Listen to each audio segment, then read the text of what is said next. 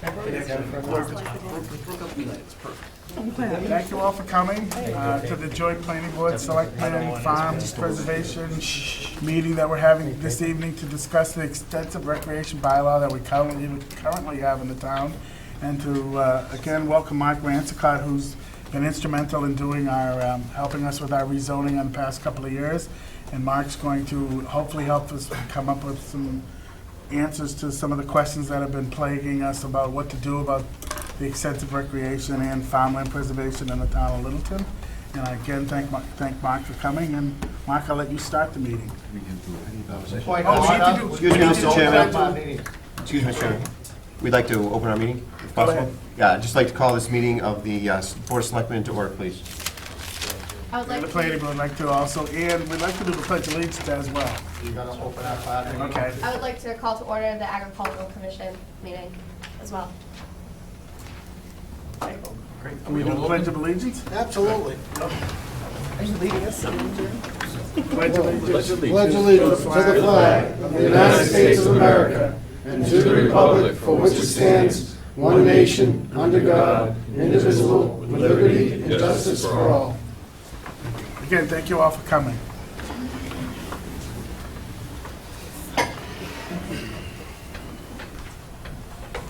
Good evening. My name is Mark Ransicott. I'm with the Metropolitan Area Planning Council in Boston. For those of you who don't know us, we are the regional planning agency that serves the 101 cities and towns of the greater Boston region. We assist communities in undertaking studies of open space, of bylaws, transportation, economic development, et cetera. I've been out in Littleton for a few years, helping with a variety of bylaws. The village center bylaw, the changes to the industrial bylaw west of town, west of the town center, and the changes that were instituted a couple of years ago on the agricultural bylaws and the cluster bylaw. This meeting arose from a series of discussions between the planning board and the Board of Selectmen regarding the extensive recreation bylaw and the need to update the extensive recreation bylaw. The goal is to have this done by special town meeting in the fall. This arose because of proposals from a landowner who was very interested in doing some development on a piece of property and keeping a good-sized section of that property in open space, but it did not meet the current regulations of the extensive recreation bylaw, and so there was a proposal to make an amendment to that. That did not go to Springtown meeting, but the board's committed to working on it quickly so that it could get to, or a bylaw could potentially get to town meeting in the fall.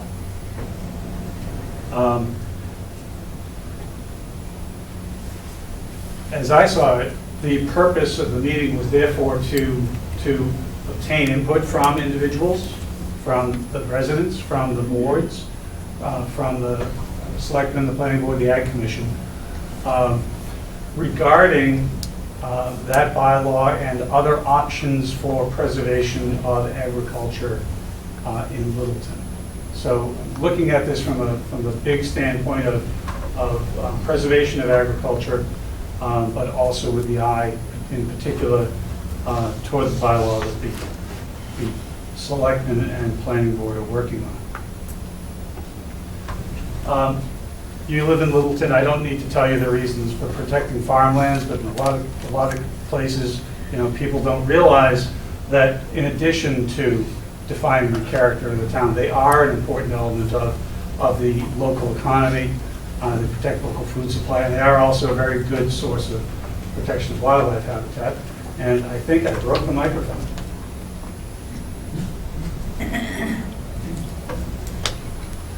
Leave it to me, Every time I get in front of a computer, I'm surprised this computer is still working. But, some machinery, let's hope that's the only machinery glitch that I'll have this evening. Okay. Littleton has a long history of preservation of agricultural lands and open space. This has been embodied in your open space and recreation plans, I've been told, ever since the 1970s. There was a 2009 forum to discuss some lands east of the village, and 75% of the participants at that meeting were in favor of farmland protection. The goal was to, preserve farmland as much as possible and then figure out the best way to do that, find the route to get there. More recent support for farmland protection in town, there was the 2011 bylaw change that expanded the allowed uses on farmland in town by special permit. There was the incentives for preservation of roadside agricultural lands under the cluster zoning bylaw that also passed in 2011. And this year, you just approved the town purchase of the Congregational Church Meadows property. So, one of the things that the boards will be dealing with will be, what uses might be appropriate to allow on extensive recreation lands or agricultural preserved lands under an amended bylaw. So what I wanted to do is just take a quick poll. These two statements are very, very close together, and I wanted to see what it was, the approximate breakdown of support for each. The first is that the township preserved to the maximum extent possible all farmlands in town for current and future agricultural uses. The important part of that is this says preserve the ag lands for future ag uses. The second alternative is the township preserve roadside farmlands primarily for visual open space or scenic vistas, may allow the use of some of these lands for recreational uses, cemeteries, or other non-agricultural uses. So you can vote for both of them if you think they're both okay. But I'm trying to get a sense for what parameters I should be working with when I'm working with the boards on a bylaw. So let me ask, first of all, if there are any questions about these two, or if you think a third one is necessary. I do have a third slot there if somebody would like to write something else that we could also discuss. Because, again, this is to get the parameters. It's so broad that how could anyone vote on it? You don't, Okay. agriculture could be a Well, tremendous amount of the two choices really are, do you want to see farmland preserved just for farmland, or do you want to see the areas preserved for broader open space uses that might include farmland but might also include recreational fields? So those are the two choices. Well, the problem is, you limit yourself if you just make it farmland, 30 years from now. Yeah, what if you may want to do not like a have wood any recycling farms. yard or something like that on Yep. land? That doesn't fall into any one of those categories. I would argue that it falls under farmland. It's If a that's farming the way you argue it, practice. That's fine, I just want to Yeah, make sure. I would argue- That's covered under Yeah, that. I would argue that's a farming practice. As long as that's covered under that, Yeah. that works. So is this a policy statement you're trying to build? No, all I'm trying to do is get a sense for the goals of the folks who are participating today in this room, so that when I work with the planning board on the bylaw, we will know if, for instance, both of these are acceptable to everybody in this room, then that makes it very broad for the planning board. If, however, one of these is acceptable and the other is not. Mark? I think it's safe to say that everybody who's here is here because they would like to see some aspect of the farmland that's Okay. left in the town of Littleton. Then we can move preserved. on from this. Yeah, I think. That would be fine. I think we all understand that there's gonna have to be trade-offs, and that's further down the line, but I think we're all here because we understand that farmland and open space and the scenic vistas are all important to us, that's why we're Okay. here now. So I think, If, Farmland and scenic vistas are very two different things. Take a vote. You propose to Mark. vote, propose we take it. I'd like to suggest, you were asking a question if Yeah. there are any more options that people might be suggesting. I'd like to suggest that we keep a balance.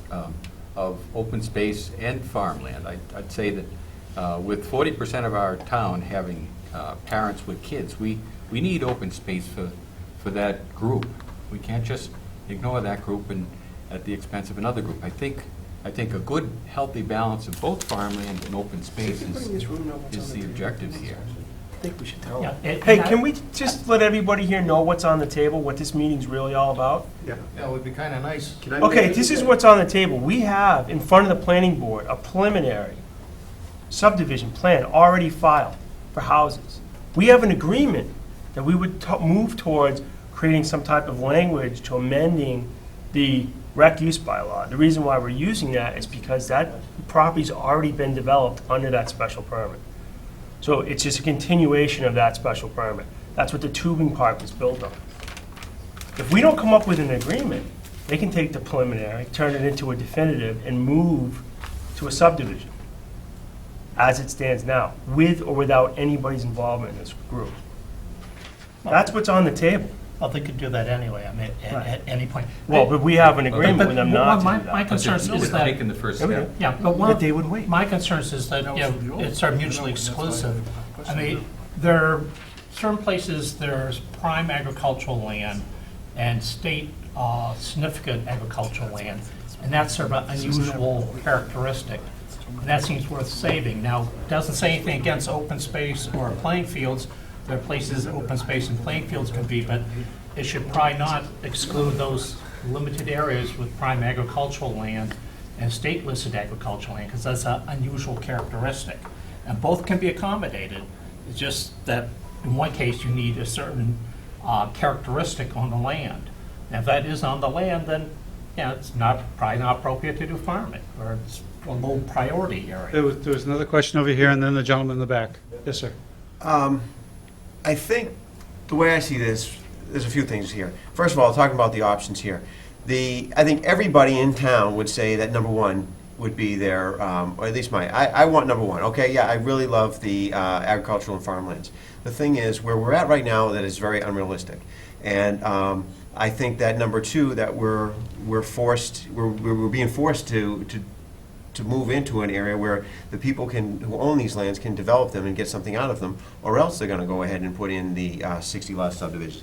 And just to go where Mr. Portante was going is, I think we need to move on this faster.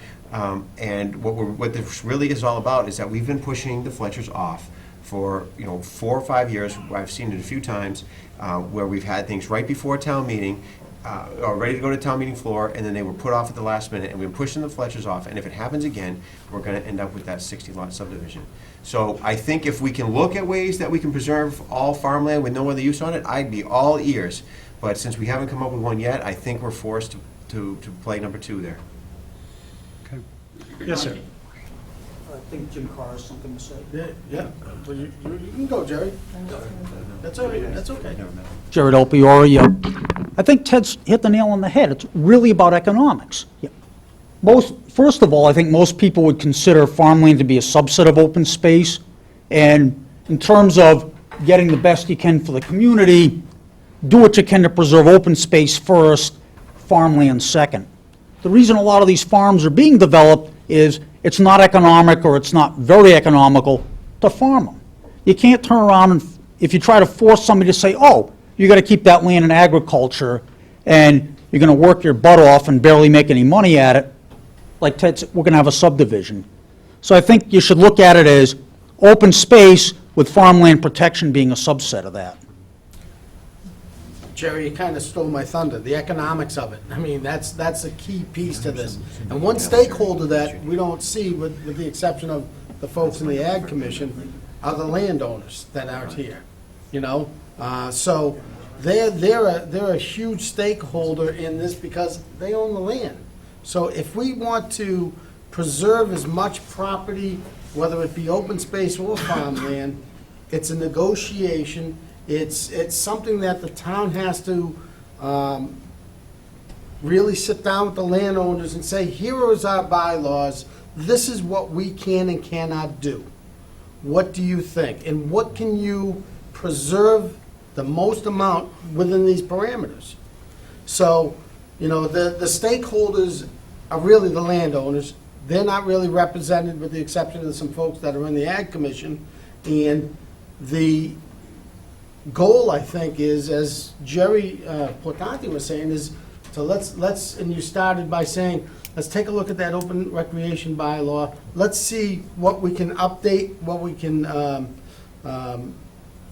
make it better, make it more economical for landowners, so that we, as a town, can preserve, or ask them to preserve as much property as they can. Yeah, thank you, Mark. I agree with all of those points that are being made, but the first discussion we have to have here is we're going into changing the recreational bylaw.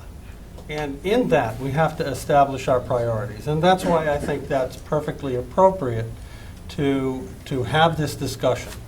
In all the planning documents, all the way back to the master plan, this area that happens to have brought us all into this room has been a priority for preservation.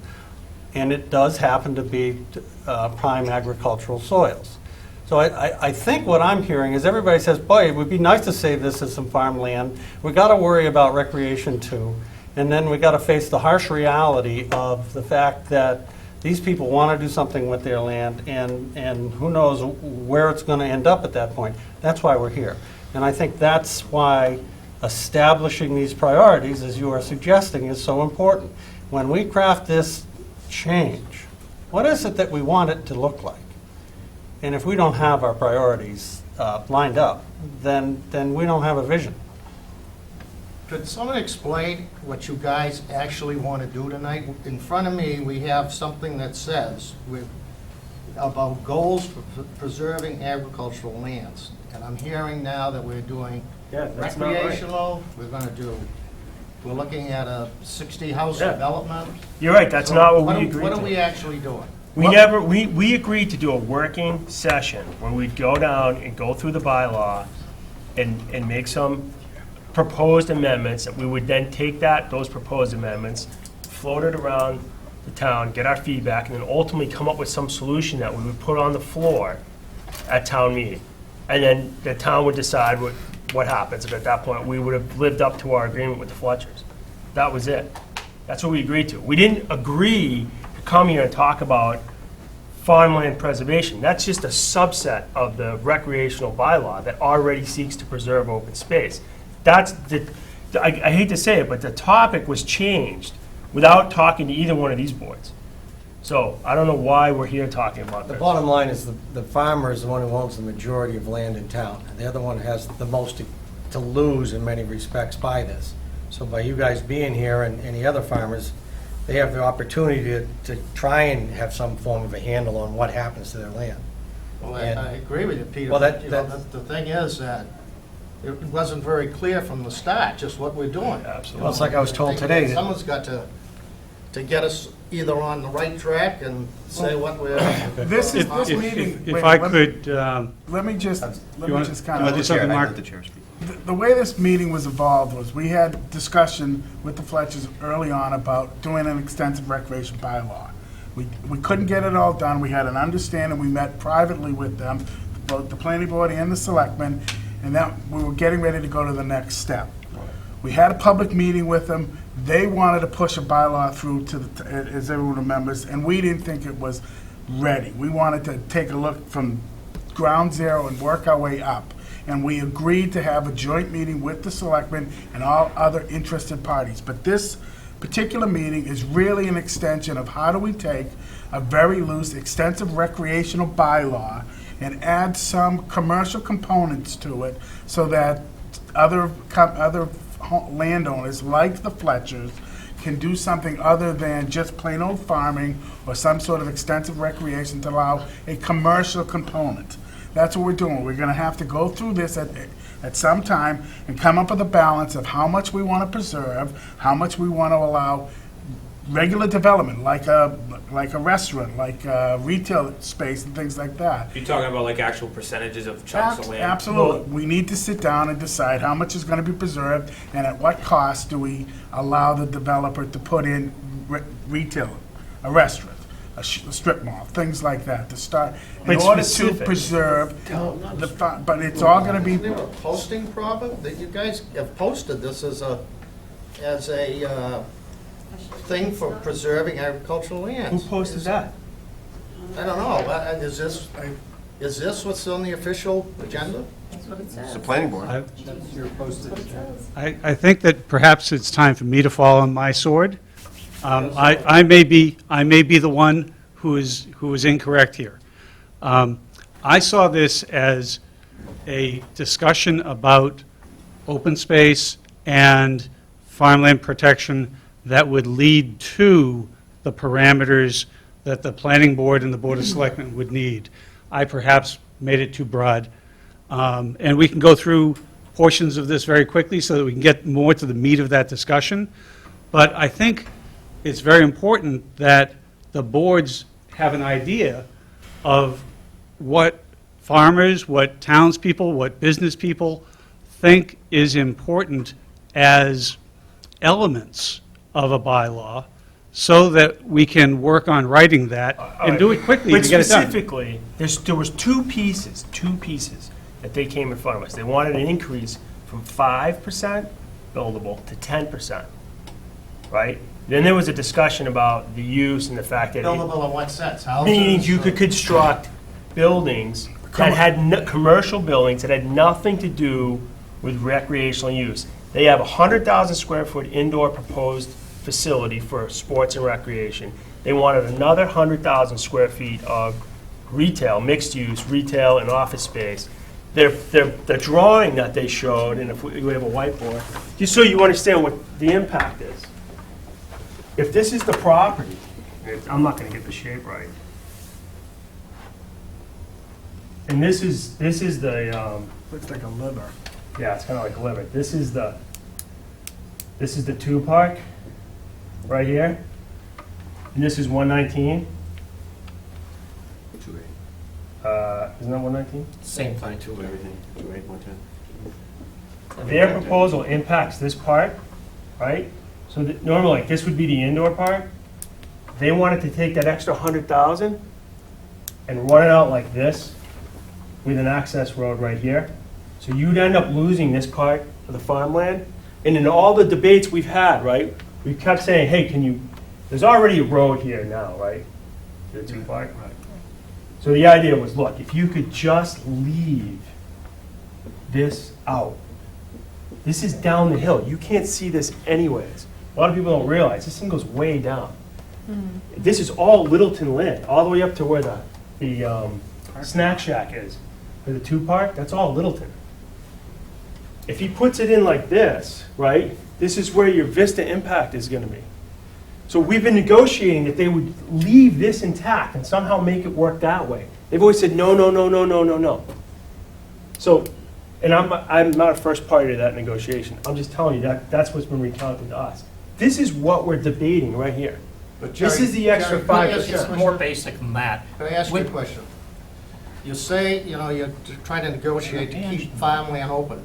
No one's obligated to keep the farm. They could let that grow up into trees. Absolutely, yeah, What happens no, to your Vista then? That's the. No, it would be I'm with mandated you, for that. Pete. That's I'm part of this totally thing. It with would be mandated to stay as open space in that Well, what do you mean by configuration. open space or Farm, agriculture? it could be, we had talked about either soccer fields up there, some sort of recreation, or left for farming, something like that, so it would be like That's that. two, you're It's mixing two all different things. Can someone manage the meeting, have a chance to say something? Say something. Go ahead, say something. I mean, when you talk to the Fletchers, I mean, twice they've tried to change the zoning, they realize it's going down to the feet. That's why it's taken 4 years.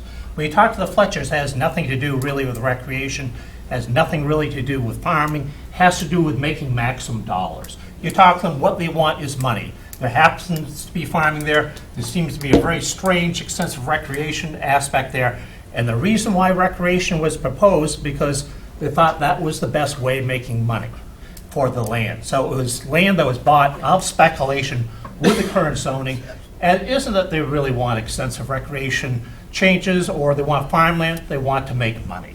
That's what it's really about. Can I speak? So I think this is quite appropriate to deal with different ways of dealing with it. Could I ask one of the chairmen to Manipulate your boards? No, just say who's going to speak next, because Yeah, I think we need to do it that It's way, a, yeah. it's, I mean, it's posted as Yes. planning board. Mark, if you want to take the Yes, meeting, go ahead. right. Mr. Thank you, Knox, please, let's have some sort of. I think we're all here for one reason. As a realtor, people think I want to see houses everywhere. That's the last thing I want to see. If we had an ideal world, we go out and we preserve every single piece of property. When my intake, what this meeting was about, was sort of like what you're talking about, that we would be talking about the language. How can we preserve, and what wording goes into saving even open space or maybe farmland? That's what I thought. How would you do, so you're not just saving swampland, all right? I think we've come to the time where there's not enough money left to buy everything that we would like to see preserved. And we have to start thinking outside the box in different ways. And this is just one of them. And talking to Mark, there's probably other avenues we can take, but we're all here to preserve all that land. And you hate to say it, but we have the farmers right there. What happens tomorrow if one of the farmers decides not to farm anymore? If we don't have something in place that makes you think outside the box, are we going to lose all that land? Because right now, the character of our town is saved so much by the farming community. When you come into town, you head into a grot and look out there. Everyone loves that. If we don't have something in place in the future, whether it's 5 years, 10 years, or 20 years down the road, that we can go back and try to solve, then we'll lose that. I mean, once again, the easiest thing would be to be rich and to buy it all and to preserve it that way. But we have to start thinking of other means of preserving that land. Go ahead, Richard. I think everybody in this room would like to see open space preserved. I think we can all start there as a common ground.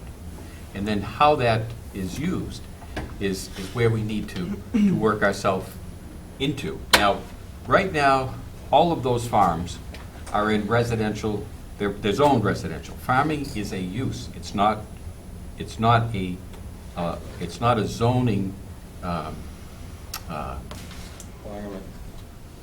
plan.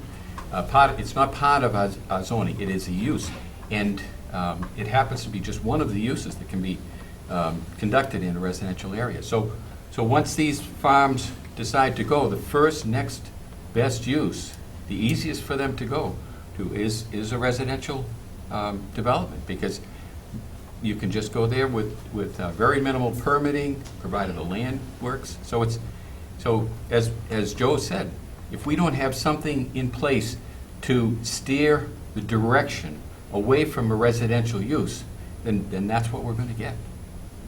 So what this meeting is basically is, it's an extension of the discussions that we had early on with bringing the selectmen and everybody else in here to come up with a baseline, because right now, all the farmers can either farm it or they can put houses on it. Some of the people, the large landowners in town, have expressed an interest in a commercial component. And so what we're gonna try to do is discuss through extensive recreation or some other use. Unfortunately, it's called that. It's not really extensive recreation. It's commercial. As Don said, it's a commercial component going on farmland or going on residential land. So we're all here to come up with a scenario, scheduling, development, parameters, so that in the future, we know that we have a 100-acre parcel, maybe we can preserve 60 acres of it in its natural state for whatever reason, but for that, we have to give up it being houses, there's gonna be some sort of commercial component.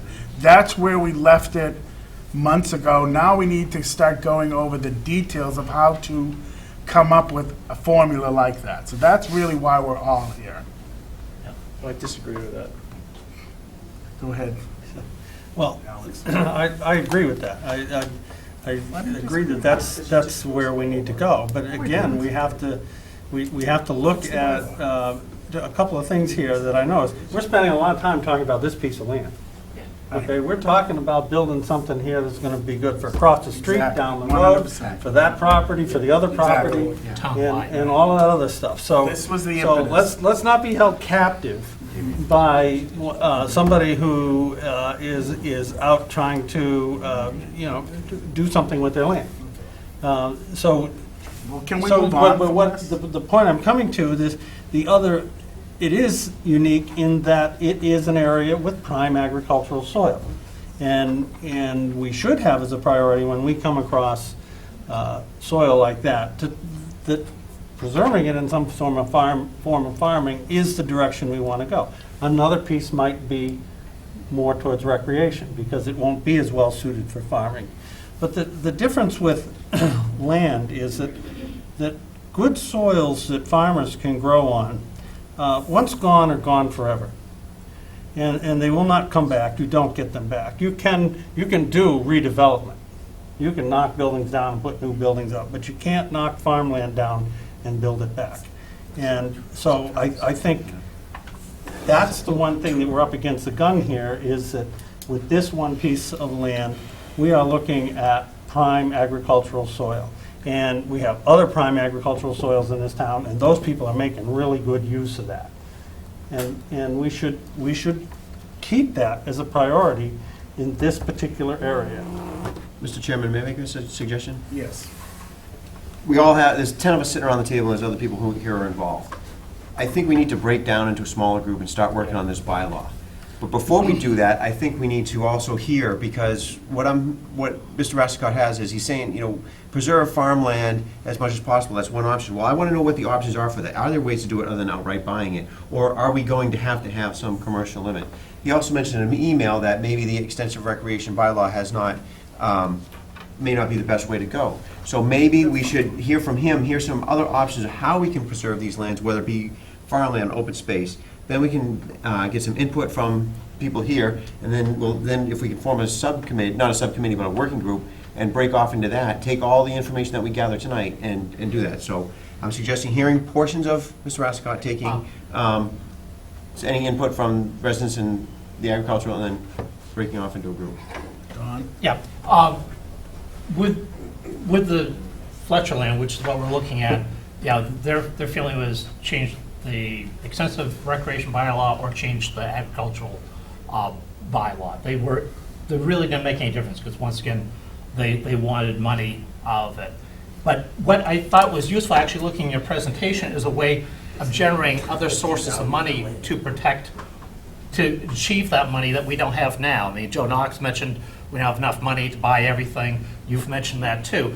But there are some mechanisms where you can generate some money to protect land with characteristics you want to save. And one of them is transfer of development rights. Where That's what I asked him to present for us. Just let me finish. One's transfer of development rights. One we see currently, which is Trust for Public Lands trying to buy up land, and then they do a capital campaign. They will run it and bring money to the table. There's another example of, I know in Ipswich, where there's various characteristics, but I think we have to be careful not to have a cookie cutter mechanism where we cause sprawl on all these large parcels. Certainly, transfer of development rights has a lot of promises done in other towns. But I agree, this is something that Mark Rasicott can bring to the table, but I don't think it's time to break up in small groups. I think we need to get grounded with sort of the common tools that are there.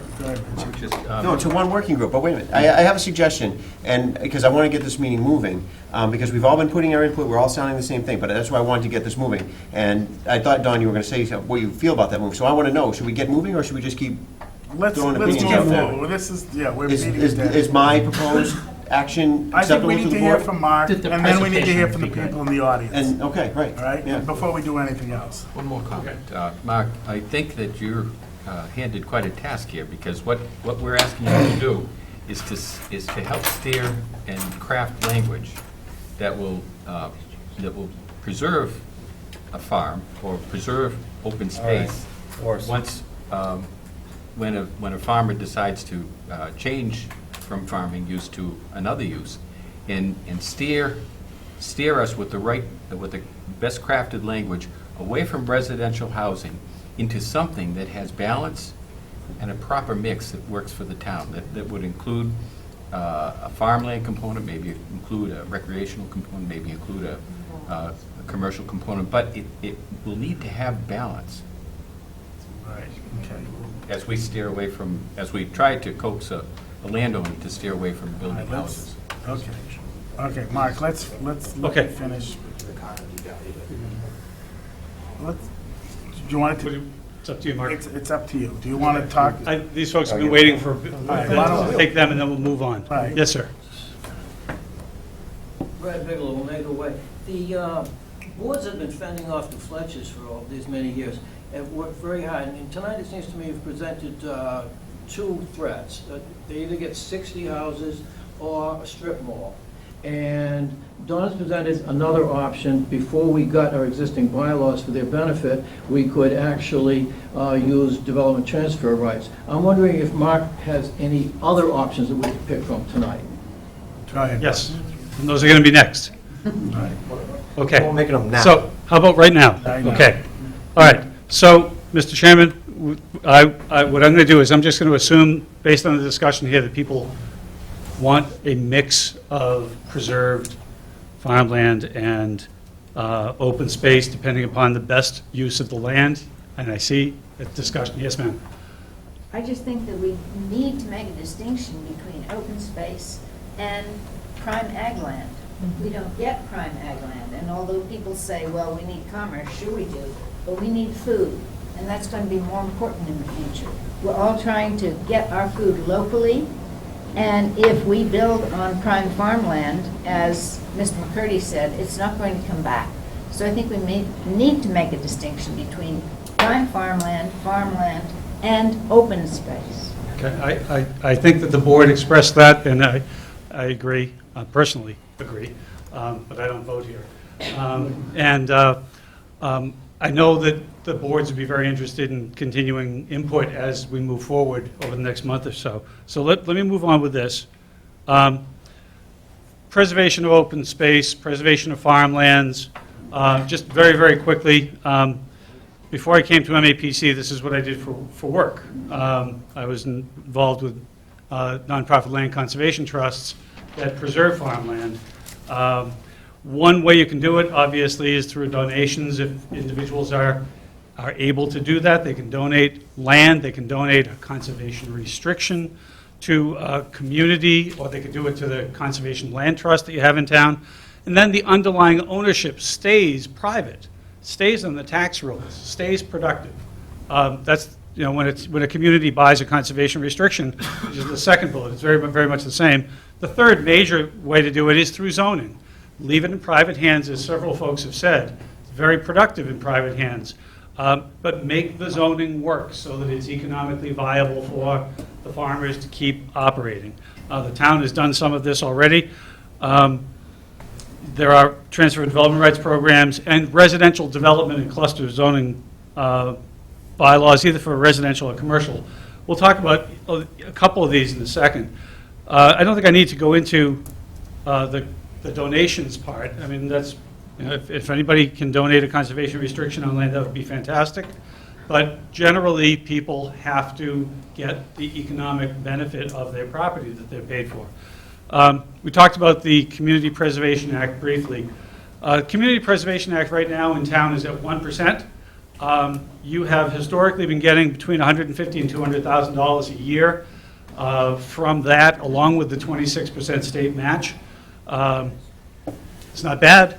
It's $200,000 you didn't have before per year to acquire land, but it's probably not enough. In fact, you may never have enough money to buy all the land that you want to buy, which is why it's important to have a suite of things, including zoning, including allowing for development that's appropriate.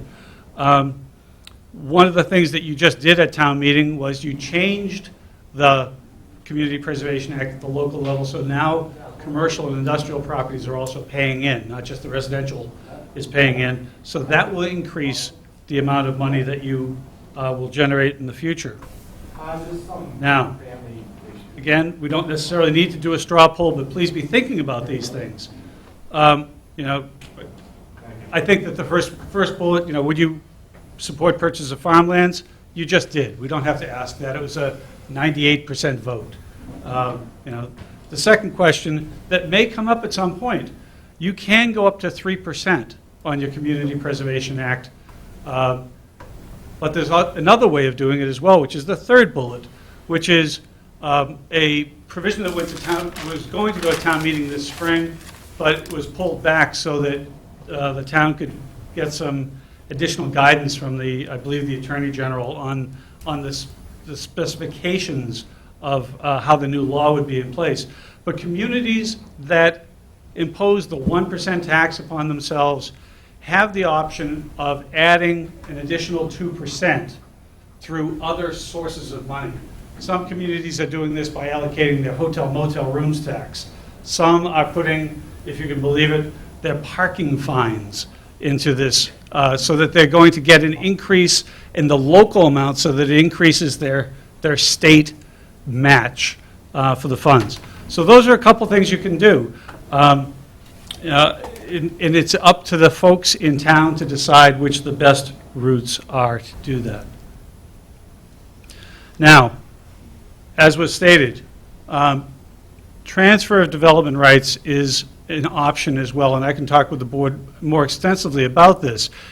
The way this works is that you have an area that you want to see lower density development on, and an area where you're willing to accept higher density.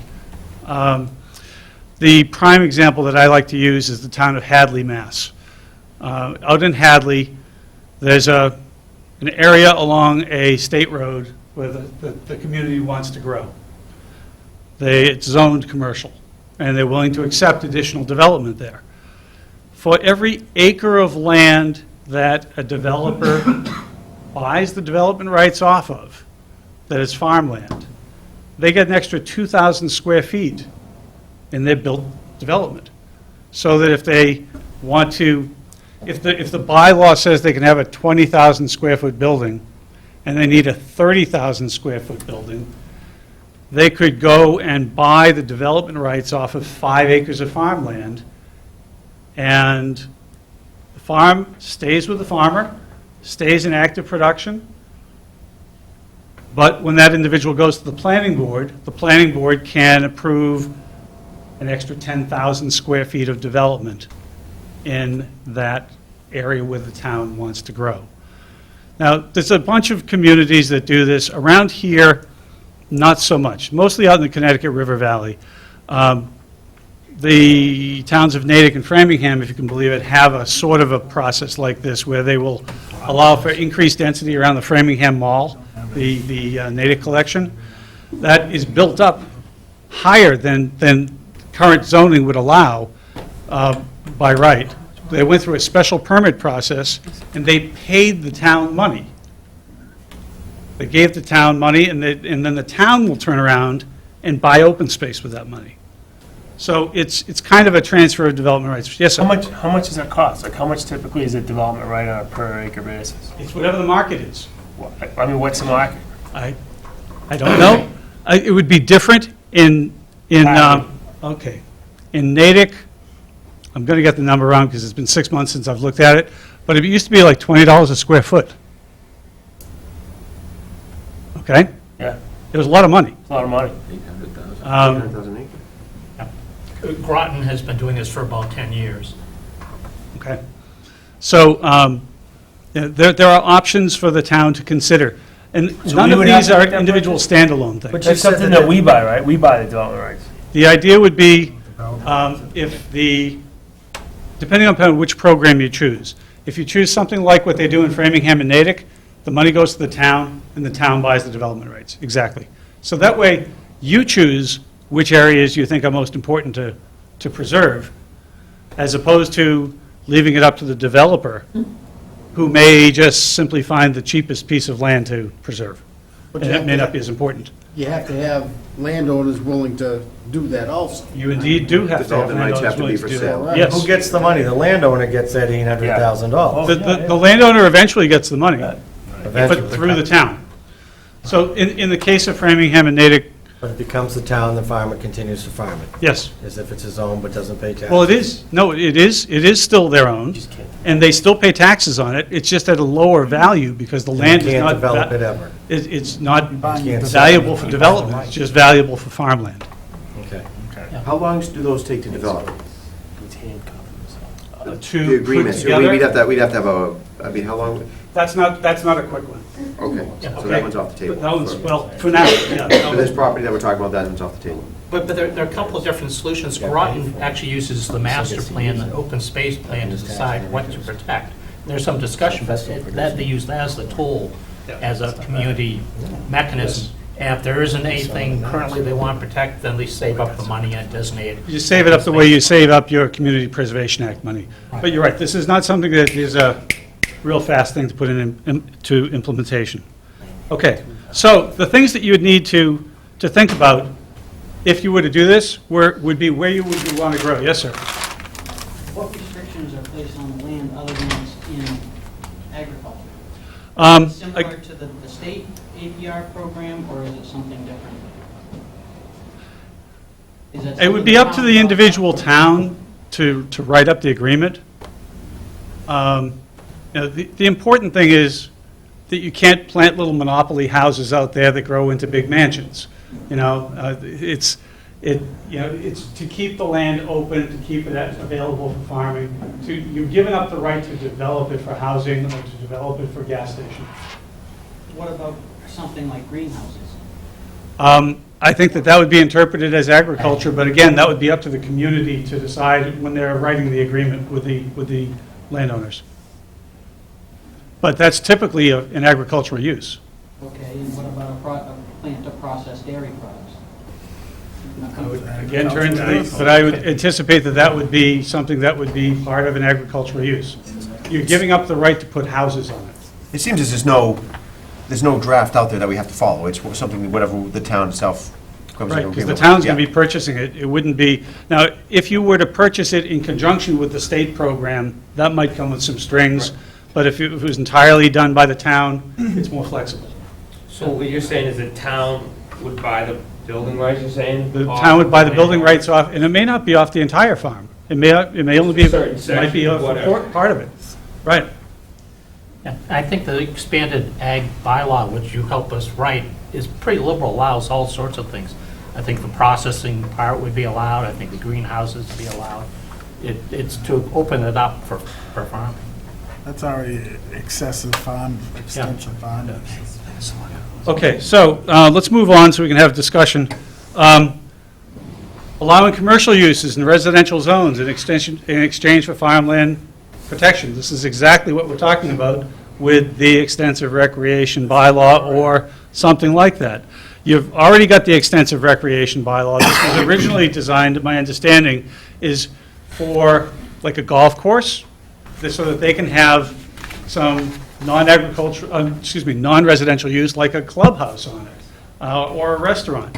And this is by special permit from the selectmen.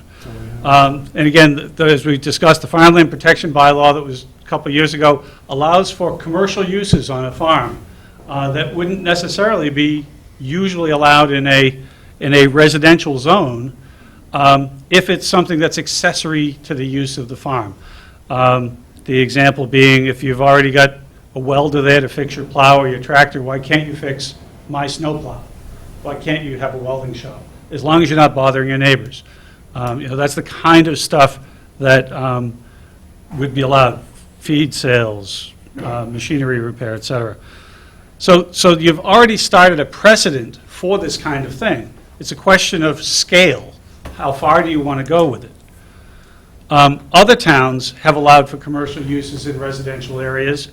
Again, in Ipswich, I don't know if many of you, some of you are my age or older, maybe you went to the La Salette Seminary over in Ipswich as a kid. It was 350 acres, and the seminary was there, and it's beautiful grounds. And about 10 years ago, 12 years ago, the church decided it was surplus property. And it was going to be houses. It was going to be 1 acre houses through the whole thing. It was purchased by an individual who worked with the town to change the bylaw, and they passed what was called the Great Estates Bylaw. It applied only to properties that were 60 acres or more in town. They had 3 of those. They were very careful about that.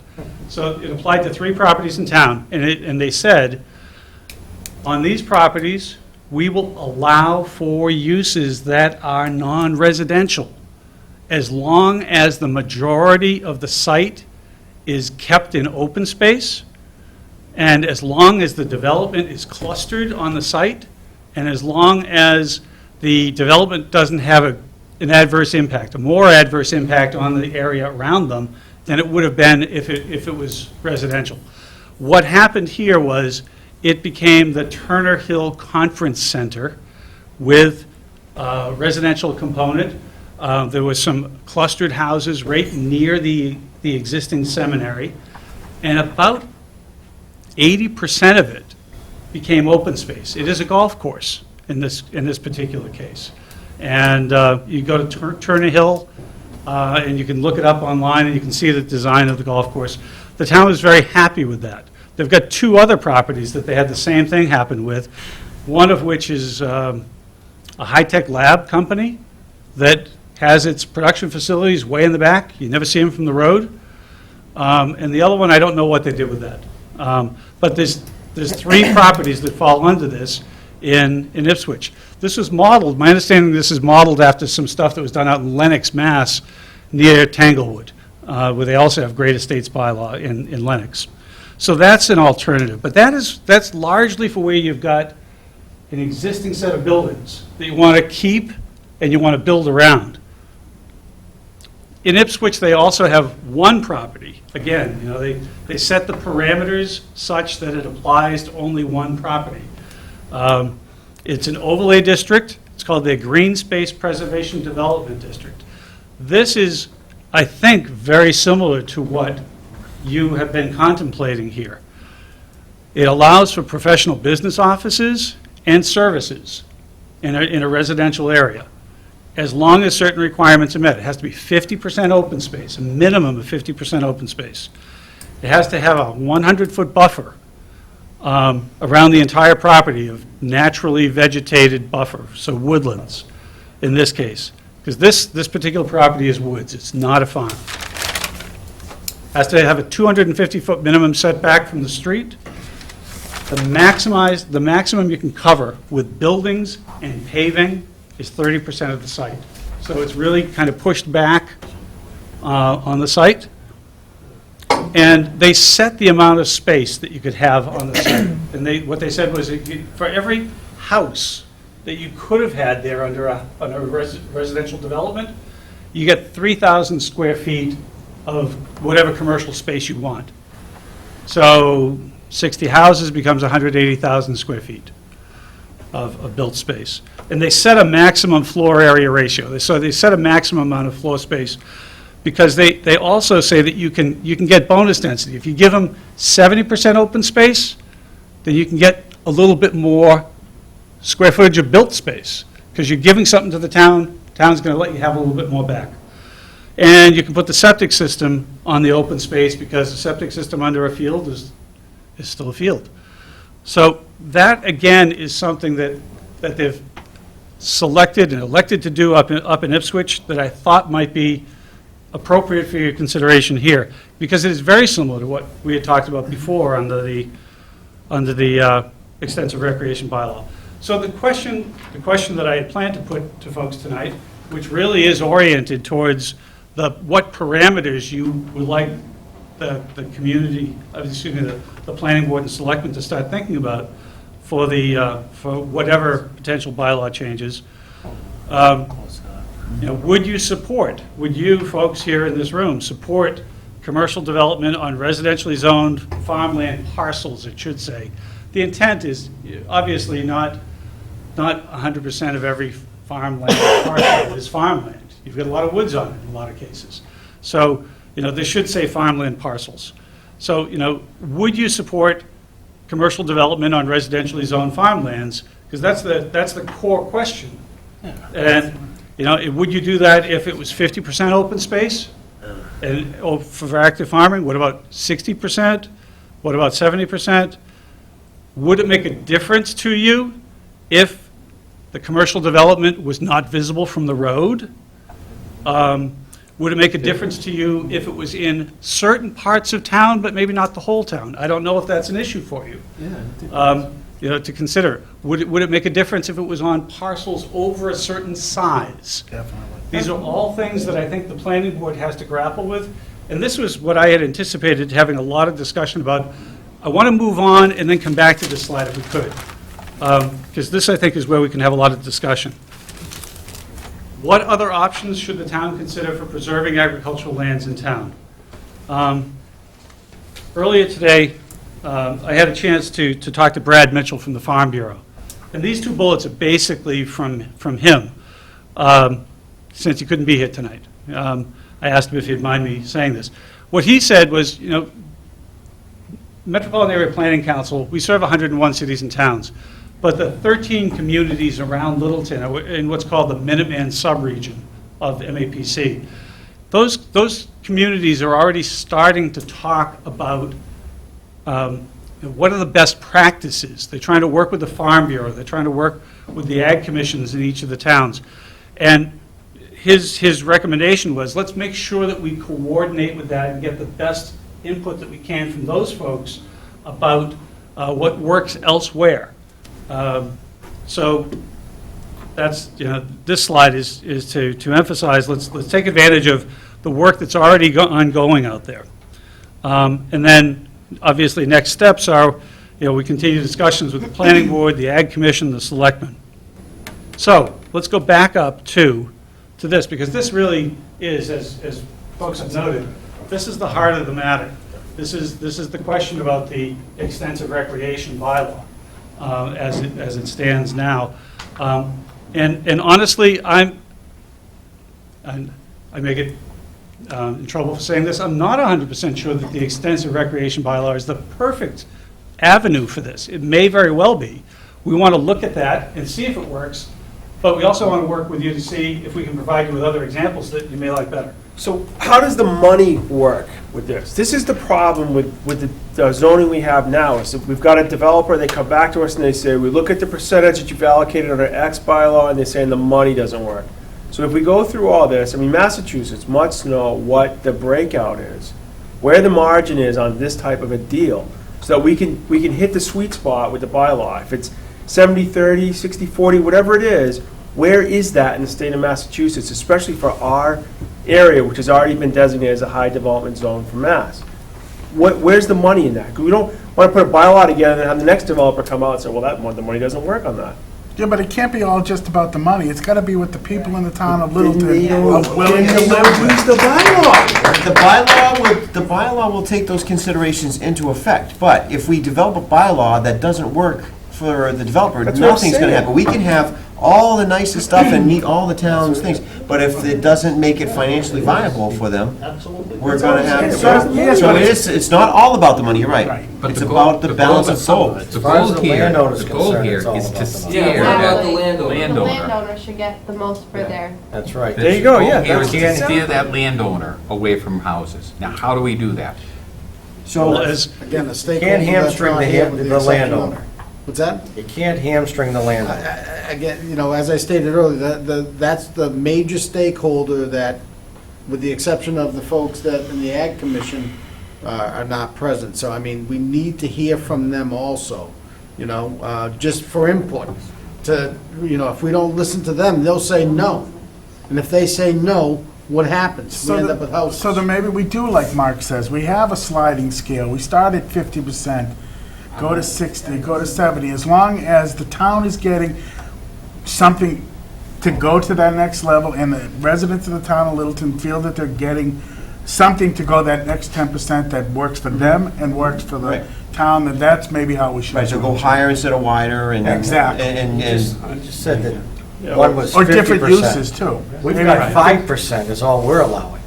Right, 5, I know. And he said Ipswich is at 50, or That's Well, it's a few of them at 30% total impervious. Now, actually, what's interesting, if you look at your zoning, and Fletcher's one And- at 10. right, but at 10% floor area ratio, or 10% coverage by buildings, once you throw in the parking lots, Right, no, parking wasn't it's included. really quite high.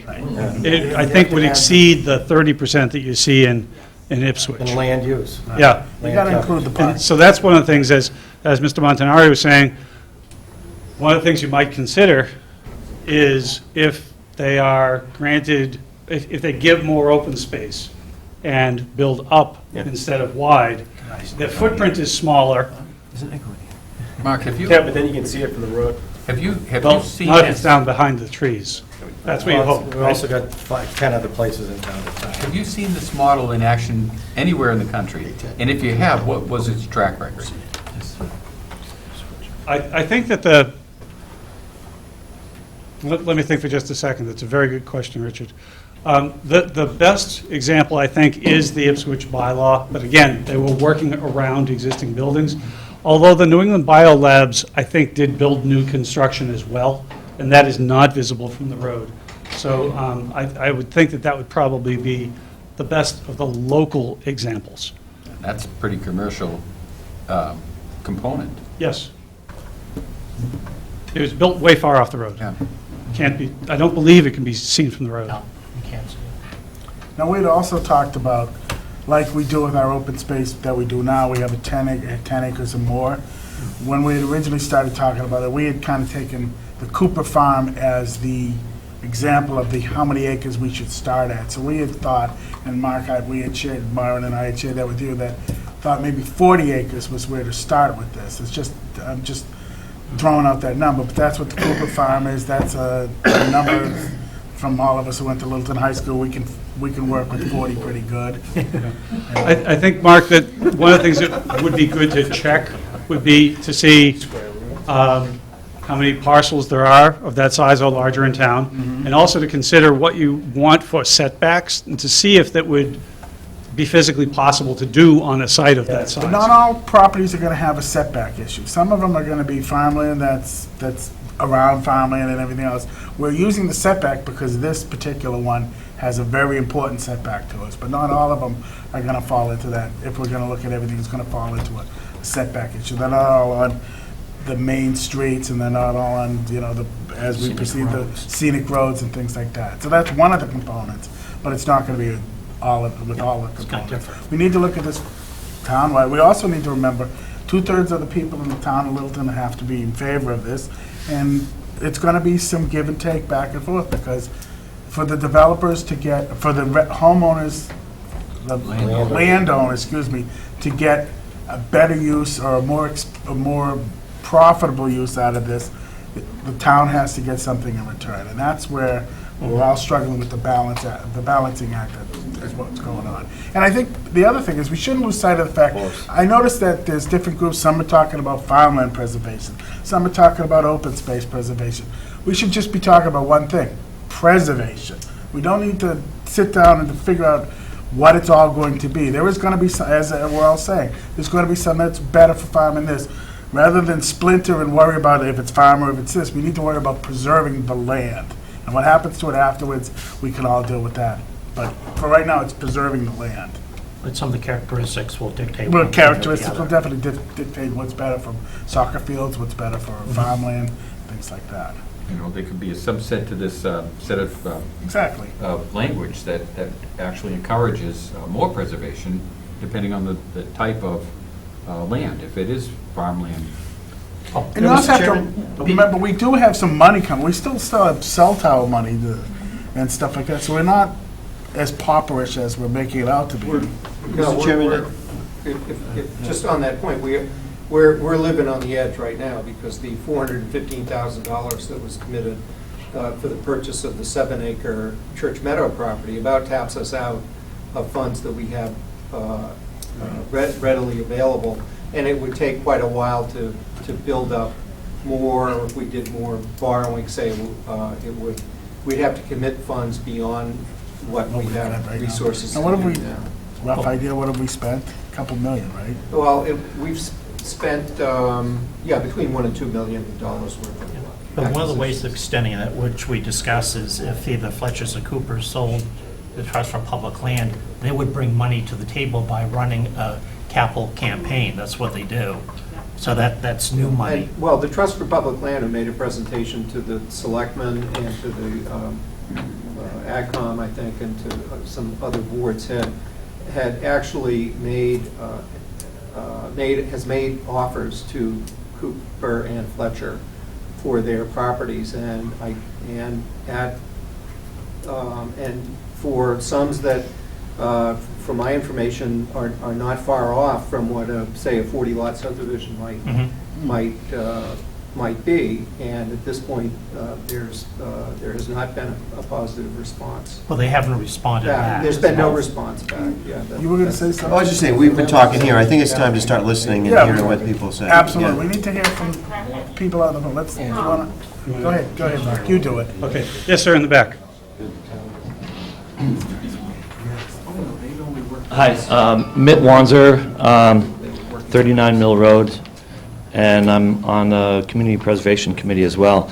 And I think we're at a point where we really want the Fletchers at the table. I think historically in town, we just made this purchase of the Church Meadows property, and that's of historic importance. We've made commitments to agricultural land in the past. We have the community orchard, the Morrison property, but I think that this is a milestone that we just reached recently because we're initiating hopefully a whole score of purchases that will preserve that character because, and they're lands that abut one another. So I think having, by the way, great map, I love it.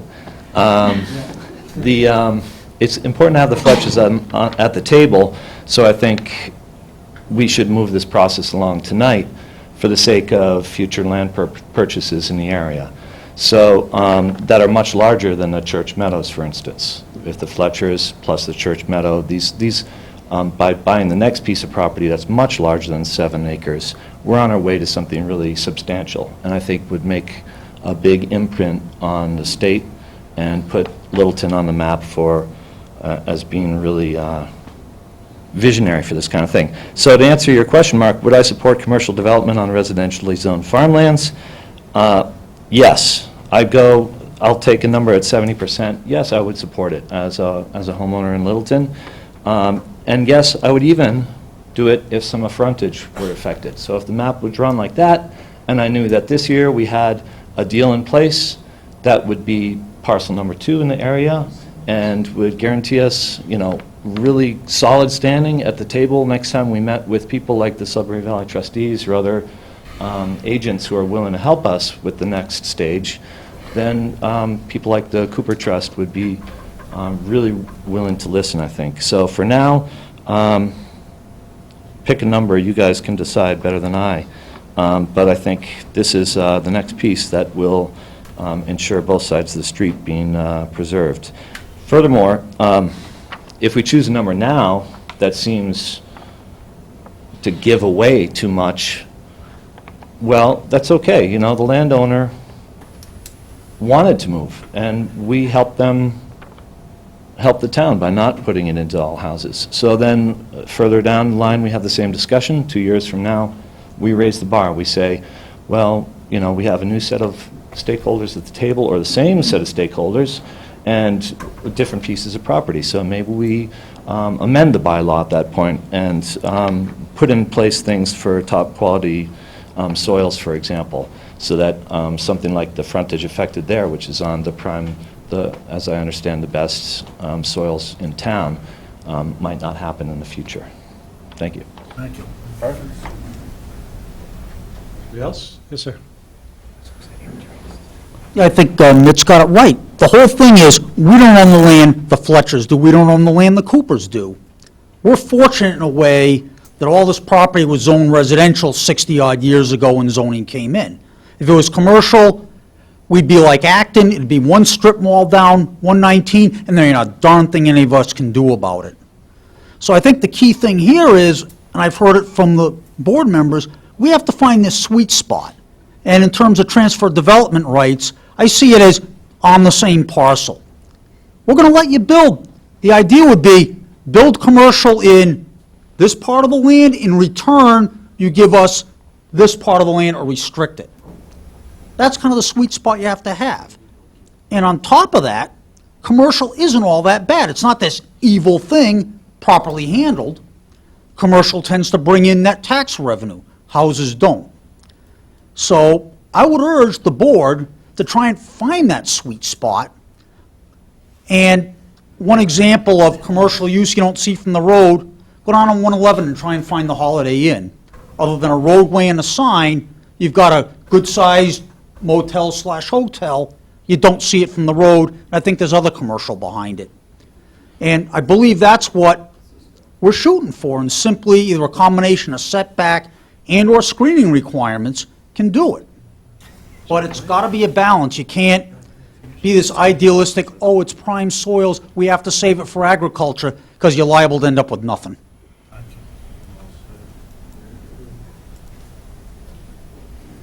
Other folks have input for the boards? Except for silence and move on. Everyone else wants to talk, everyone.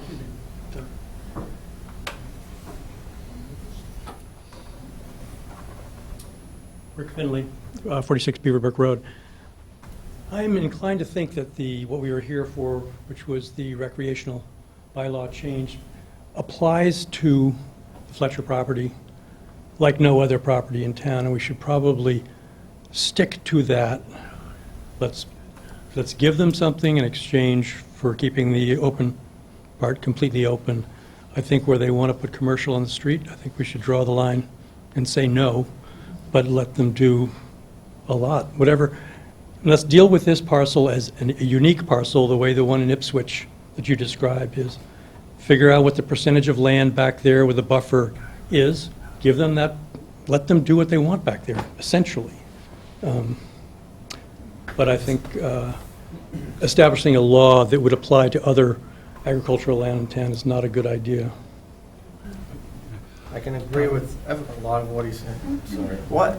I have a question about it. I mean, I agree that's, and I don't want to sound like I'm disagreeing with you. I know we're looking at Fletcher's. My concern is what effect do we get into with spot zoning, and how likely will it hold up with the AG's office if it only applies to one lot? That's This is where I'm not, I'm not a planner, but Area C overlay. Maren has her hand up. Okay. And I know the answer. The Fletcher's own number of parcels, so you could look at the totality of the 100 acres and it wouldn't be spot zoning. okay. Yeah, Yeah. And you'll In call it in Area C addition- because that's what we were going to call it 4 years ago. And the other way is to make it through, make it a special permit, and that way you're not changing the underlying zone. Okay.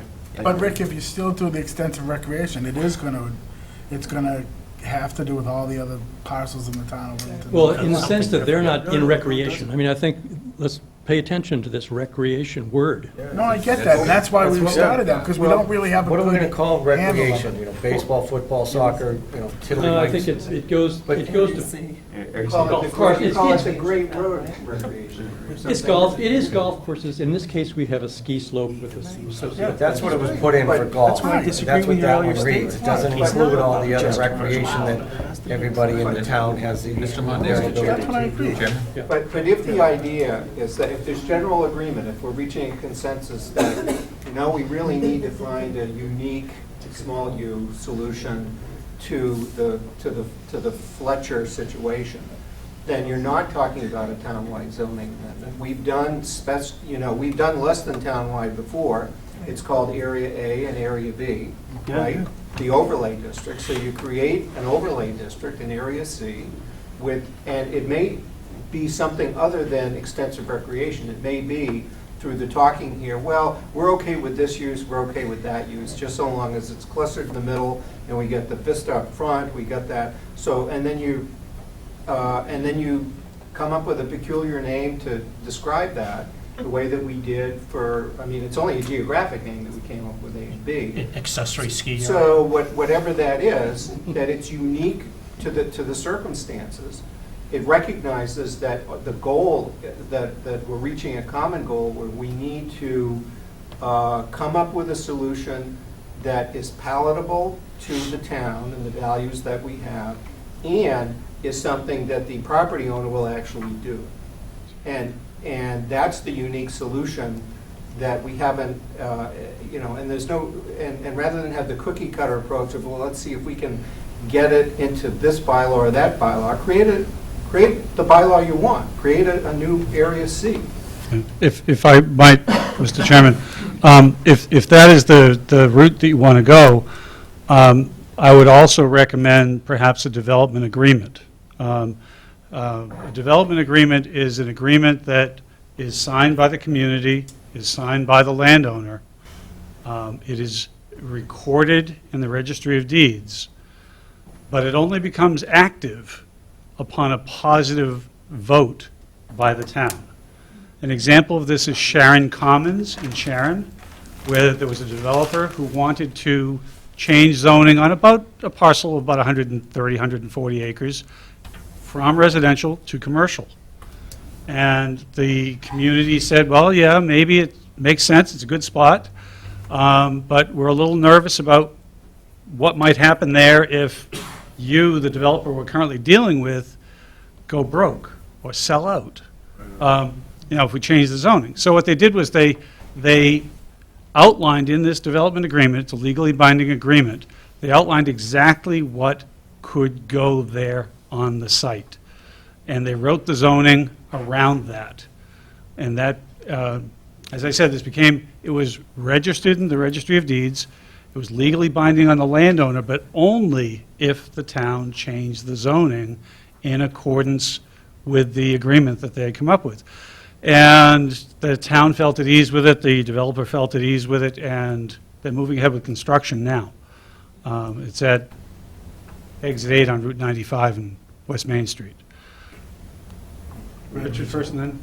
Oh, Mark, now, one thing we want to be sure we avoid is a scenario like what happened at with the car dealership, because that was a parcel of land, the town took it on good faith, changed the zoning, and then the guy sold out.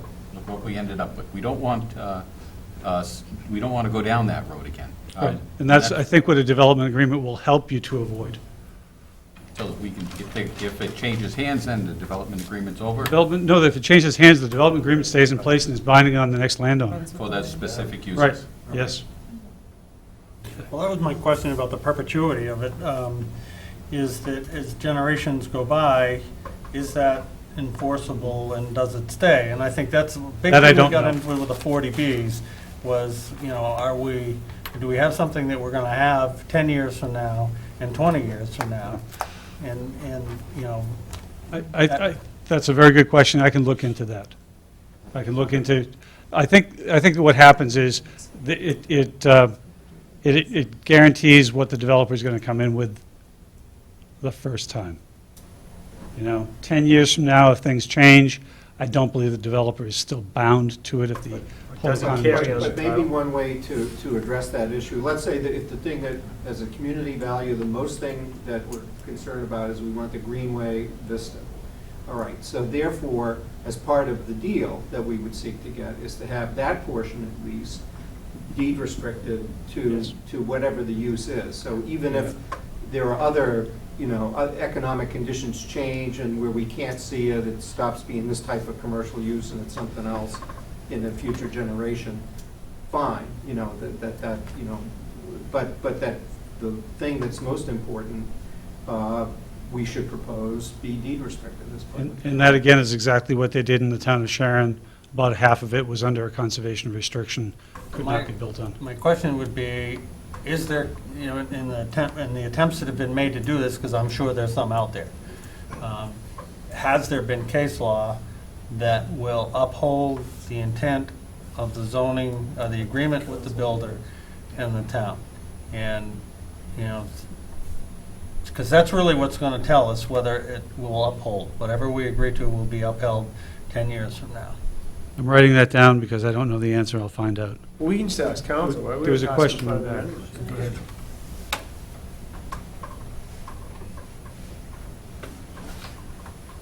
But while she's coming up, I will say conservation restrictions are perpetual. So if, as part of this, you do get So the if you did- right, restriction you put on the it- you front, put it that's in that guaranteed. deed- in that deed restriction, then, that's the ballgame right there. Sorry. Yeah, Jane Crisfield, 22 Mill Lane. I have never heard Mr. Duchesne, representing the Fletchers, indicate in any way that they are going to be expansive about the definition of what is recreation. It's going to be retail, and the recreation to me is always kind of a foot in the door. It's a nice word, and we have these sort of modest images of what it's going to be, but he's going to have probably clubhouses, then we'll have to have restaurants to support it. I don't think anything we can devise that we would like to have there is going to be agreed with by the Fletchers. That's just my opinion. And if I had to vote on that, I actually would vote for keeping it all agricultural. Well, I think we just need to get down some facts about this proposal. I mean, the whole thing's predicated on a 100,000 square foot indoor soccer facility, and a hockey rink, and a pool. That's what was proposed. That's right. But you ask him, he says it's really about money. He thought that was the easiest way to get it. No, I'm just saying, that's what the preliminary plan he put in front of us was. Yeah. No, And I that understand. he wanted an auxiliary 100,000 square feet of mixed-use office.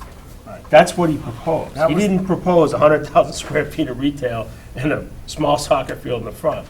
No, he started that way, and then they said they needed more retail, and then restaurants came into the component, so it just kept morphing into more and But more. it's based on an the indoor sports facility. That's what it originally was. That's why it was gonna fit under the rec bylaw. Mr. Scott, you had a question. Yes. I think that in the Fletcher instance, and the preserving of things, is that in order to get their value out of the land, 60 houses, let's just say $100,000 a lot, there's the number. In order for them to keep the land as much open space as it can, they have to have a commercial entity in order to carry the cost of the land for what they should be able to get back out of it. They can sell it and be done with it. I think the Fletchers want to keep their land and manage it to make a long-term income out of it. It's not just a one-shot-in-the-pan deal. They want to keep it and they want to develop it. So what is a fair number? And again, we've already come through some of these. What's a fair number of development in order to make it financially feasible for them to keep open space, put commercial on, and along with the commercial, our definition of what recreational is what I think we have to.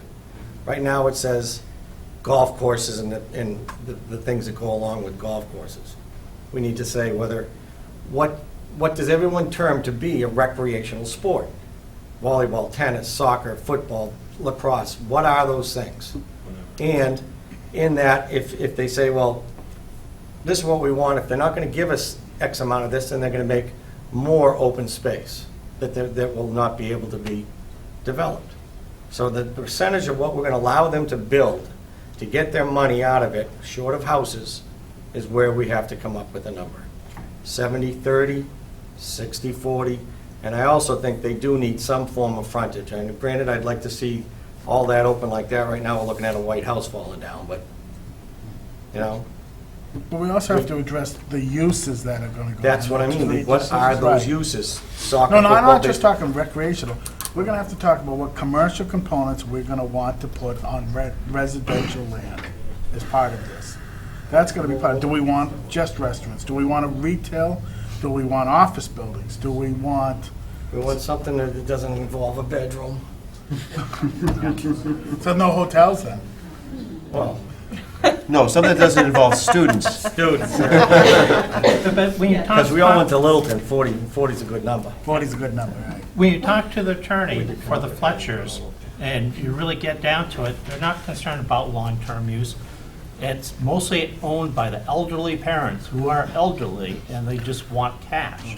That's what they want, is cash. So do we? Was that so- against the law? Wait a second. No, but it isn't You a got the money to long-term take- plan. give Okay, it to before them. we go too much further, then maybe we should. value out of it. That's right. I don't They should get understand it. that. It's America. You got a chance to make money. Maybe we should talk about you sold the a selectmen, the car, planning board, and the Fletchers sitting down so that we could find out where they're at. But all 10 of us and them? No, not all 10 of us. Maybe A we need to working do group. a small little working group, because I think the Fletchers are gonna be overwhelmed if they come here, because they're gonna have to defend the fact that, just like Mr. Yap said, this is America, and they wanna make money at it, and they shouldn't have to be defensive about that. So I think a smaller group, so that we can find out where the areas of common ground are and what they can and can't live with, and go from there.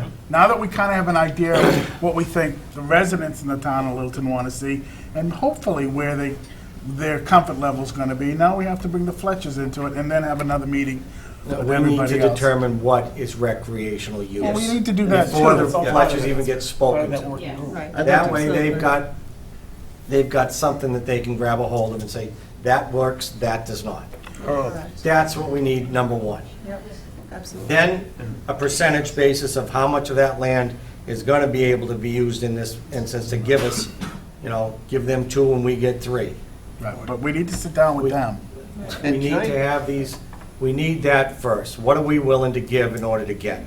We need to know what recreational is. No, you gotta. What do you mean, no? I think you have that one right Yes. there. We got to get to that. That'll be all in the working group. Right. Mr. Chairman, finally, I'd like to summarize how we got to this point, why we are using zoning, because Mr. Rescott gave us a few tools.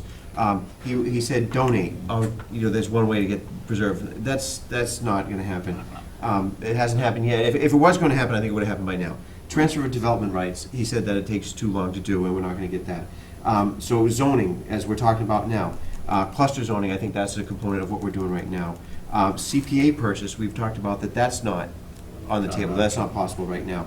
And then development agreement seems to be something that might be allowed into zoning. But I just want to clear that, preserving it all as farmland by the methods that were thrown out here tonight just does not seem feasible. And the only thing that really is on the table right now is to use zoning, some sort of cluster zoning or development agreement. Right, we have to come. So I just want to make, when we get to the point and people are throwing us, well, why couldn't we preserve it all? This is why we use, of all the tools in our toolbox, this right now appears to be the only one that we can use. I agree with Ms. Crisfield. I'd love to see the whole thing stay farm. But all of it isn't prime agricultural land, so, it's a broad brush, and there's only certain parts, and only those certain parts should be protected for agricultural land. Some is for scenic view, that should be protected. There's some part behind the tree line They also that have to could get the be money used. from the lake. There's also salamander issues and stuff. There's a Yeah. whole bunch of things. A lot of But I agree. differences. So should we have us working through with the Fletchers? Yeah. So we can get an idea from them and then. I don't see any other way to go. Okay.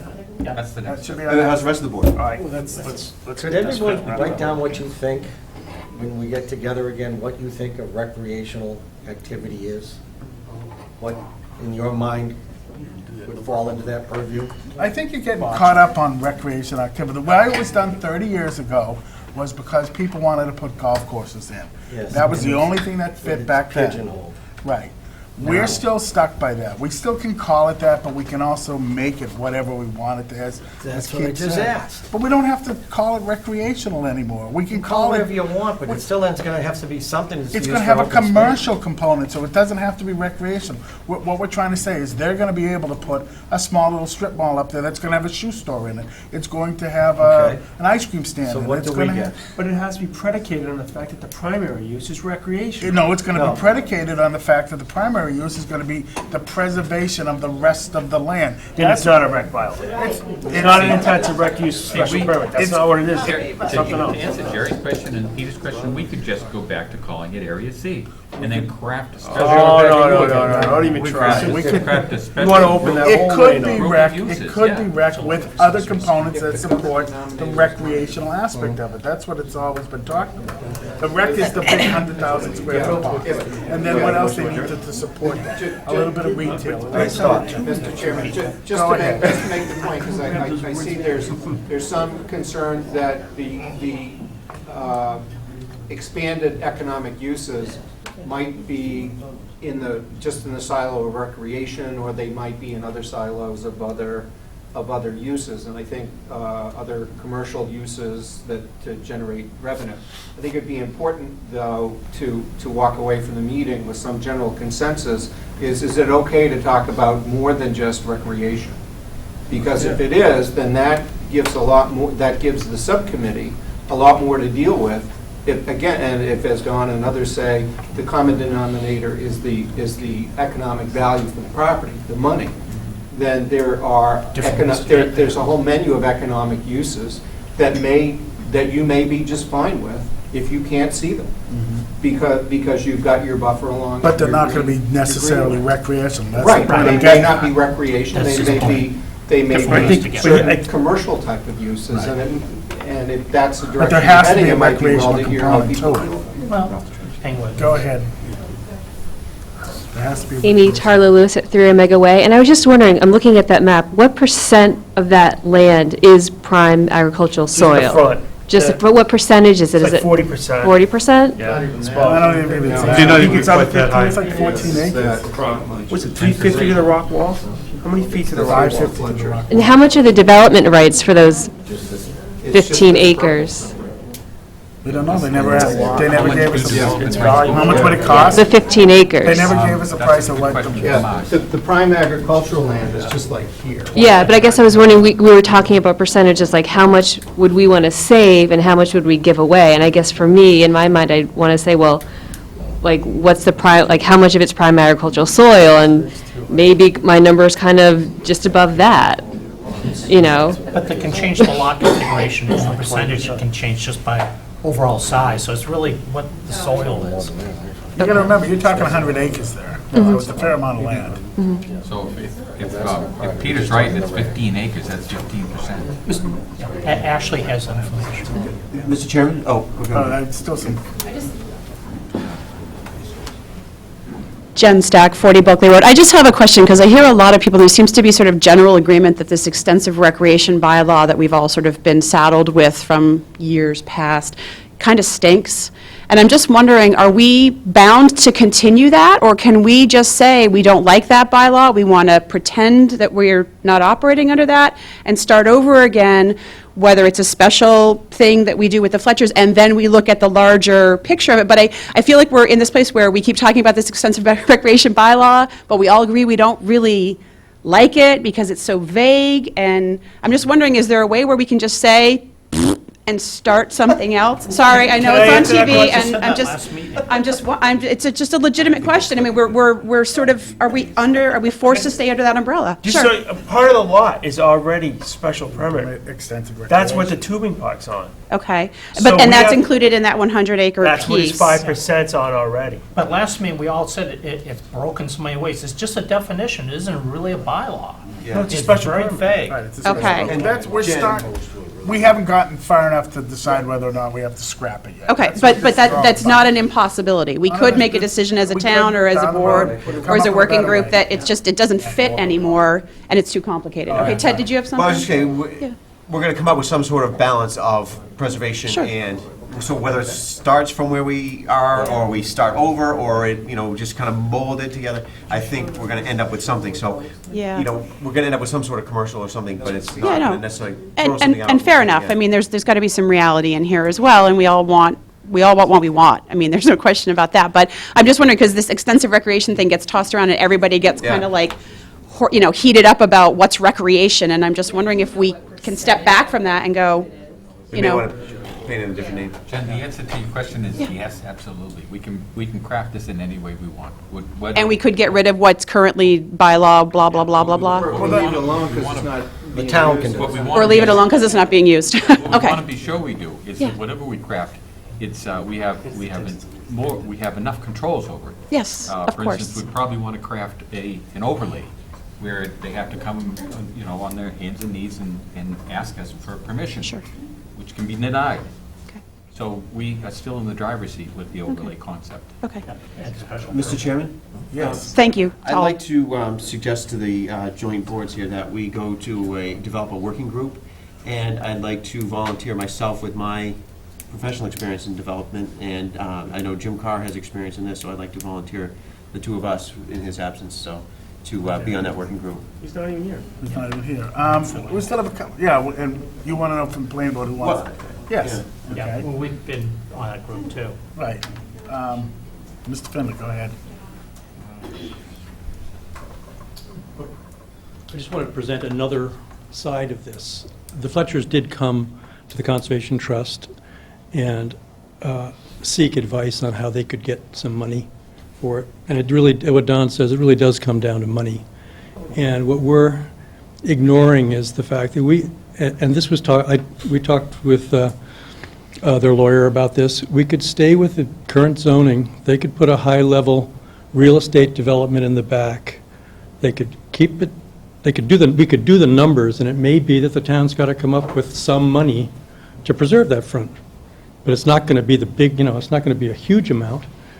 But there are other ways of doing this if the Fletchers actually would just sit down at the table with us, give us a number of what they want, and we can come up with some ways that they can develop the property to get The there. same thing with I TPL. don't disagree with that, too. And maybe in the context of what Mark Rascott is saying about the development agreement, we could certainly say that part of the deal is not only a zoning amendment that the town would have to vote, but also a payment that the town, that we'd have to ask town meeting to make. Yeah. This bit, community preservation funds, to, to buy a development restriction. And that, along with our agreement on what his development plan should look like, can all be part of the deal. Wrap it up together. That's a very interesting concept. Go ahead, Jerry. Ted, Seems like we get caught up with this whole concept of what's extensive recreation because that fits an existing bylaw. Maybe the right answer is, and I hate to use words use variance, but something along the lines of a modified use special permit where it specifically states in the bylaw that the purpose of this is for preservation of vistas, agricultural land, open space, historic structures, and in return for that, by special permit, the landowner is allowed uses allowed in other districts, but not in the specific district the property's within. So, for example, they could come forth with a general commercial development, but in return for that, they have to give up or give to the town the development rights or the vistas or some kind of a preservation of what we want to protect, which is the road frontage, the vistas, the agricultural land. Yeah. Go ahead, Alex. Then. Just one quick thing. We were tossing around the number 15 or 20% on the preservation of agricultural land, but I just want to say this because I've experienced. I have a very good friend who farms over in Harvard, and they're putting a 40B in his backyard, and they don't have a buffer, and it will put him out of business, and he knows it, because he will no longer be able to spray his apple crop and do other things like that. So when we're talking about the 15%, we've got to think a little bit about who the neighbors are going to be in order to have the farmer be able to work. So good point. Good point. I'd like to add to that. I know a lot of people have gotten up and said they'd love to keep the farmland vista, but to myself, I don't know about the rest of the Ag Commission members. I think going forward, right now it's fine, but going forward, 10 years from now, no way. Who's going to do it? And it's not specified either what type of agriculture you want to have. Do you want to have a bunch of community gardeners, working in that area? You want to go back to apple trees? You got to grow corn? It doesn't make sense. It's nice. It sounds good for all the reasons people stated. But Alex, I think you hit it right on the head. Once you start building something around it, and when you're going to start spraying and tending to things like that, it makes it impractical. Community gardens look like hell, too. Peter. Or fertilizing. I think the economy for farmers right now is all about patch Like farming. Chinatown on a bad Saturday. Small farmer with a roadside stand or a contingency of people that they sell direct to, stuff like that. The farmers that are, the dairy farmers, they're struggling. The apple farmers, they're not doing so well. It's the growers who appeal to a very local group with in a very special niche. They're doing quite well, and I think that is what this kind of land lends itself to, not a big farm operation, or an adjunct to another farm I'm operation. saying because it's small, it doesn't lend itself to. Right.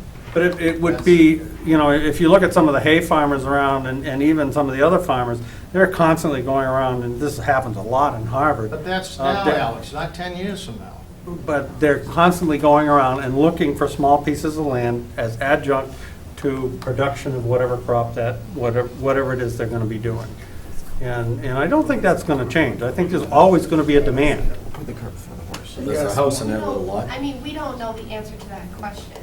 And like Peter said, that it's great that we all want agriculture, but we don't know if we put that aside and claim it to be agriculture, that it's going to continue to be agriculture, because it wouldn't be a very appealing parcel to, I mean, a hay farmer here in Littleton, I don't think he'd be able to turn his equipment around on that piece of property. And we don't know what the future holds for agriculture. We could all be farming in buildings. I always bring that up. So it is nice that we all want to see that happen, but I don't think we should just limit it to that. I mean, it's the size of that parcel that's causing the problem. It's just too small. And the one thing I wouldn't want to see is to have something go in there that would take away from the commercial farmers that we already have in town, or cut into their business. We're also getting tied up on the farming part of it. There was also the talk about maybe donating for soccer fields in there too. and stuff Yeah, well, like that's why, that. that's, So as long as we're preserving it, as long as it's open, there's Right. not buildings there, and that's what we were trying that's to what we mention. need- We shouldn't so I- just limit it to agriculture. I think we need to set a time to meet with the Fletchers privately, like we started. We had Ted and Jim and myself and Don met with them earlier. Why don't we continue that, have a meeting with them, and then have another meeting here? Does that make sense? Yeah, I'd like to meet the Fletchers. Can we mix it up by substituting Jerry for Don? Again, I never got to Because meet Jerry, Why would you do the that? reason I say that is because Jerry is a parent, and we need that group. Excuse me? That group in, I mean, he's got kids, he's got kids Yeah, in soccer. so? And so he has his finger on the pulse of where that 40% of this town's people think, and how they think. We're going to adjourn and let you guys argue. Substitute someone else. I No, think no, that's We're going to, all right, we're going to adjourn and let you guys figure that Yeah, I out. know. Do some waiting.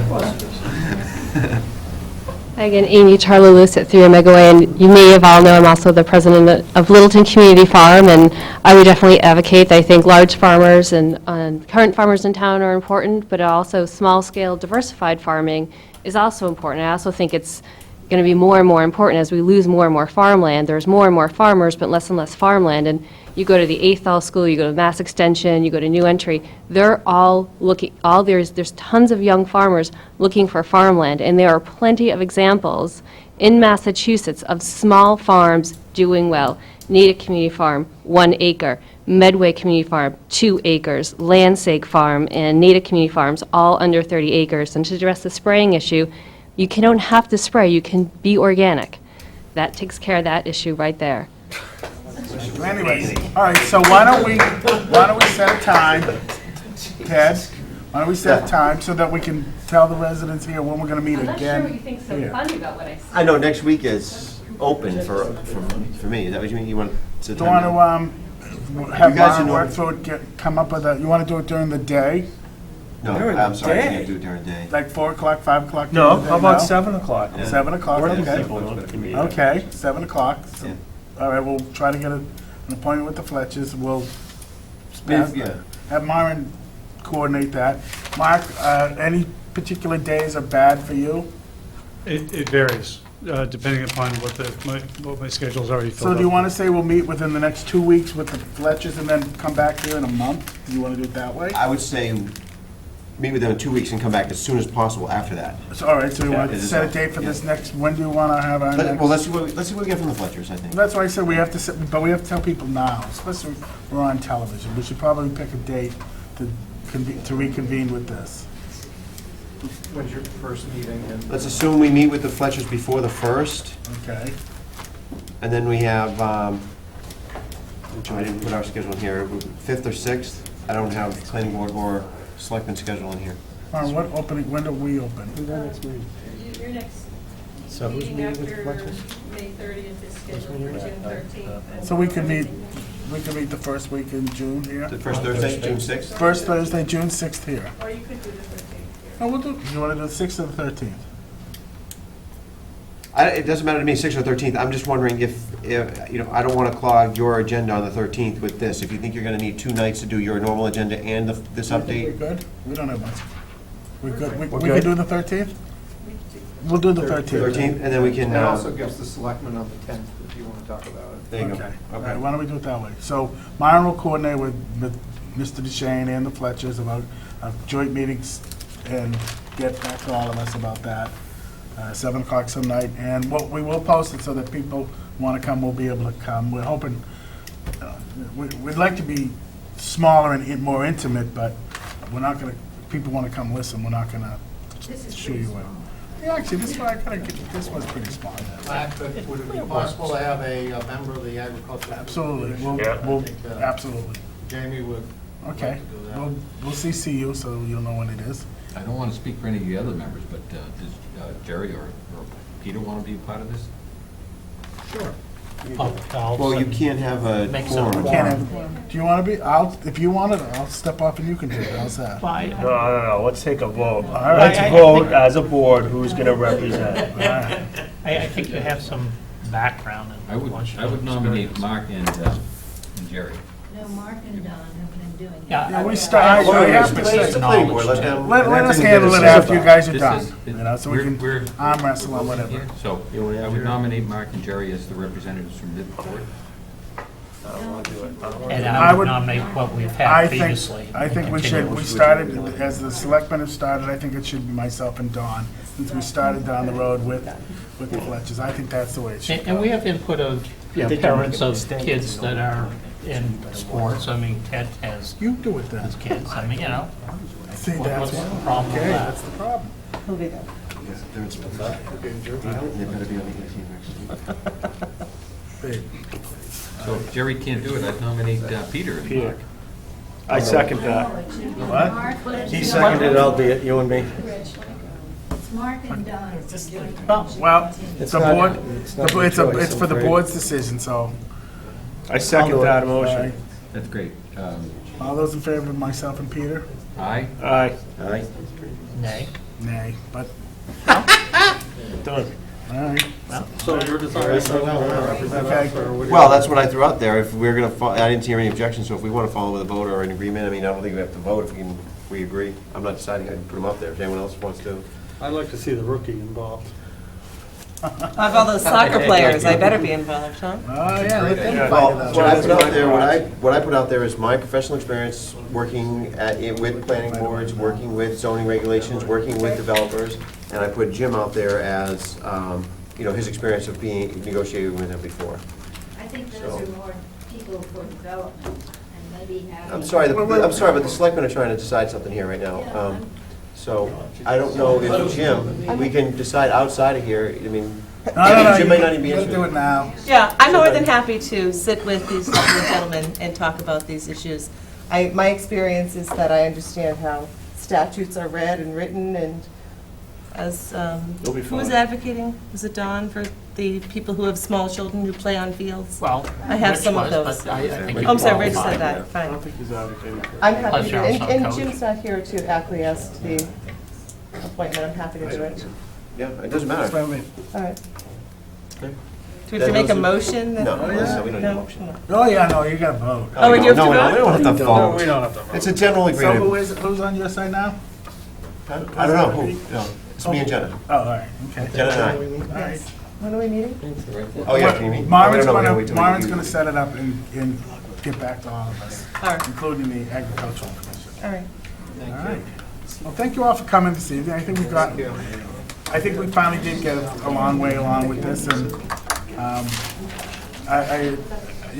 obviously you can find us and give us your personal input when you have a chance, but I look forward to our next meeting in about 5 weeks, and hopefully we'll have a better feel for everything going on. Mark, if anybody from the public has any recommendations or finds a bylaw that fits what we're looking at tonight, and wants to forward some language to us, that will help and find anything, we're open to any suggestions to help us find what works to get to that sweet spot, to keep people, landowners, from selling their property to houses.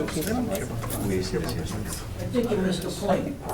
The agreement reached tonight was to consult with the Fletchers, not to gut the existing bylaw. Right. Right, that's all we're doing right now. Thank you. Thank you. Thank you all for coming. Good night. That's my holding check.